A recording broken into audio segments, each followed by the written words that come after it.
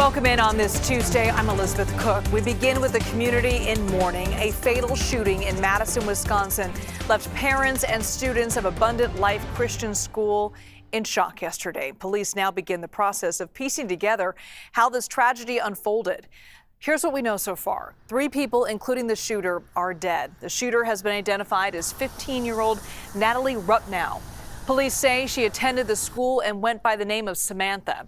Officials also say she was pronounced dead while being taken to the hospital from what appears to be a self-inflicted gunshot wound. Now, the victims include 1 teacher and 1 teenage student.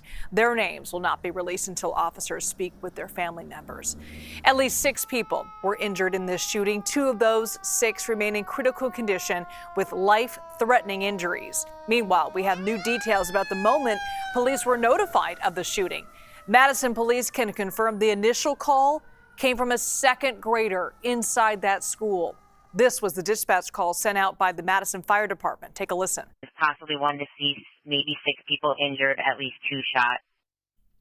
Now, parents and students recalled the moment they knew shots were fired inside that school.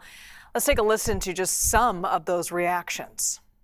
I just heard sodding, and there was a teacher named Mrs. Slater, and she was screaming like, "Ah, my leg, help!" We always send thoughts. And then when are we going to stop doing that? This is not okay. If your kids are at school, they are not okay. If they are at church, they are not okay. If they are outside, elsewhere, they are not okay.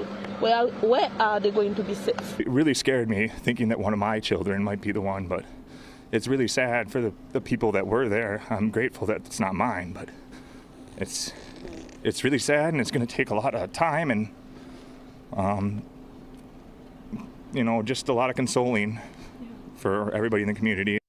Yeah, it's something that those parents and kids that were in that school and teachers as well will never forget. CBS News correspondent Ian Lee joins us now from Madison, Wisconsin for more on the investigation into all of this.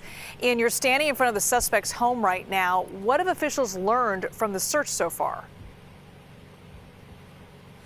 Well, the officials haven't really told us much what they have learned from the search, and I'll just show you the house real quick. As you can see behind me, there is a blanket that is covering the front door.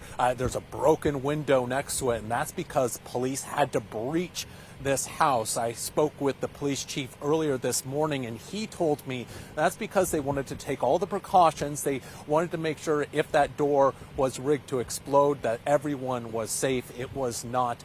Police say they are getting a lot of cooperation from the family. Right now, though, what they're doing is they're going through all of her personal effects, also looking at social media, talking to friends and family members, really to try to get an idea of what could cause this 15-year-old to shoot her school. And Ian, I want to talk a little bit about that 2nd grader calling in that initial 911 call. The Madison police chief gave his reaction to that detail during an interview with Gayle King earlier today on CBS Mornings. Let's take a listen to that.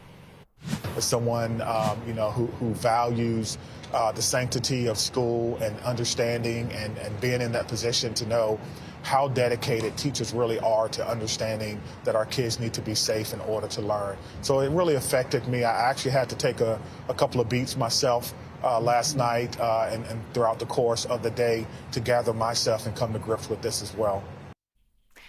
I can only imagine what was going through that small child's mind when they had to make that 911 call. I'm curious, Ian, do those remarks sort of reflect how people in the community are feeling today? I can imagine people are still just in shock that this happened. Yeah, Liz, the shooting happened about 24 hours ago, so this community is really trying to come to grips with what had occurred.